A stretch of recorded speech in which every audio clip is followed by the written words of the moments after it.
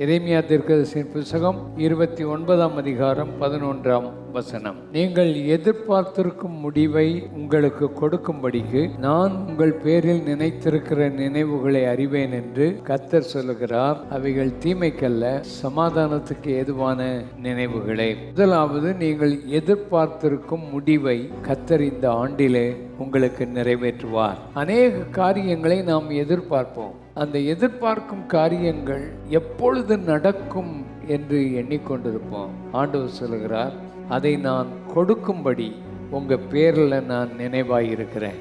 நம் பேரில் நினைத்திருக்கிற நினைவுகளை அறிவேன் என்று சொல்லுகிறார். ஆண்டவர் நம்முடைய வாழ்க்கையில் என்ன நடக்கும், நம்ம என்ன செய்வோம் என்றெல்லாம் உலக தோற்றத்துக்கு முன்னமே ஆண்டவர் நம்மை குறித்து வைத்திருக்கிறார். நமக்கு ஒரு நல்ல எதிர்காலத்தை வைத்திருக்கிறார். அவர் ஏற்கனவே உனக்கு நல்ல திட்டங்களை வைத்திருக்கிறார். நல்ல எதிர்பார்ப்புகளை ஆண்டவர் வைத்திருக்கிறார். உங்களை என்னை ஆச்சரியமா நடத்த போகிறார். ஆமென்.